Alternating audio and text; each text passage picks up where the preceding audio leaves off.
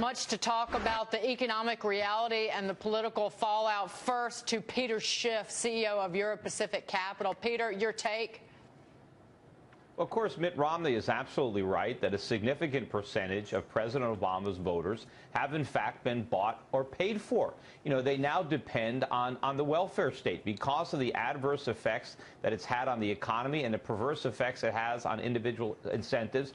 Government programs breed dependency. All right, Romney is right. He's not going to be able to explain that in a 30-second soundbite. All right, I have some numbers on that, though, Peter, because let's focus on, number one, the percentage of Americans who do not pay any net federal income tax. I'm not going to get into the payroll tax. I'm not going to get into state taxes, sales taxes.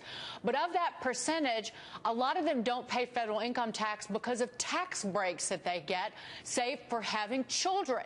And in that group, they're bound to be Democrats and Republicans. It's a legitimate issue to raise that more people need to pay federal income tax to fund just our defense, for example, but it's not going to win you an election when you talk about taking something away from people.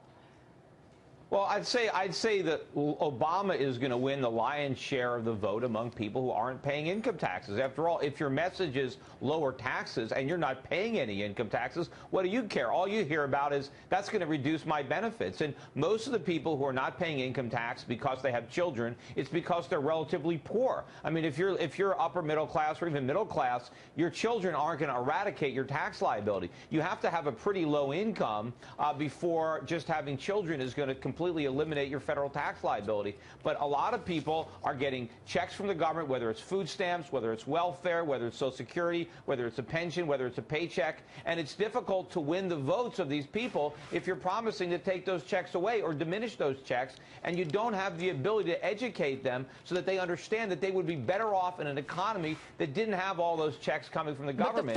So Romney is correct. He has to focus on different voters. The 49% of Americans who get some sort of government assistance, federal government assistance, and that does includes everybody in a household, but it also includes people who get Social Security checks and Medicare checks. And again, to the point, because in many ways, Paul Ryan's, the nitty-gritty of his plan to try and reduce our spending and cut our debt has been sidelined.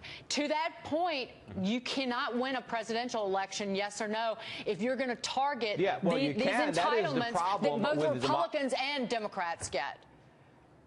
Yeah, that's the problem you have with democracy. I mean, the late Harry Browne, I think, said it best. He said the government is an expert at breaking your leg and then handing you a crutch and saying, see, without me, you couldn't walk. And it's difficult for Romney to explain to the people who are now hobbling around on crutches that the government broke their leg before it handed them that crutch. And so he needs to tell a free market story, which is more nuanced and more complicated than you can get into a 30-second soundbite. But, you know, the Democrats are going to try to make it out like Mitt Romney doesn't care about people who are living off the government. He cares about them. He just understands that getting their vote is going to be difficult. And if he wants to be president, he has to appeal to people who are paying federal income taxes and who are feeling the burden of a big government and are more likely to accept his message of making government smaller. Yes or no, before these problems are fixed, it's going to take a crisis of catastrophic proportions in terms of runaway inflation and higher interest rates. Yes or no? Well, fortunately, we're going to get that catastrophic crisis. The Federal Reserve has now guaranteed it with its Operation Screw, otherwise known as QE3.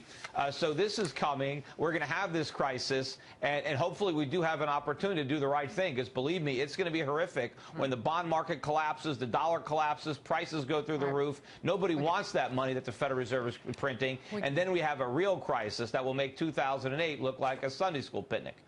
That was a good yes or no answer, Peter. Thank you, Peter Schiff. We'll see you soon. Be well.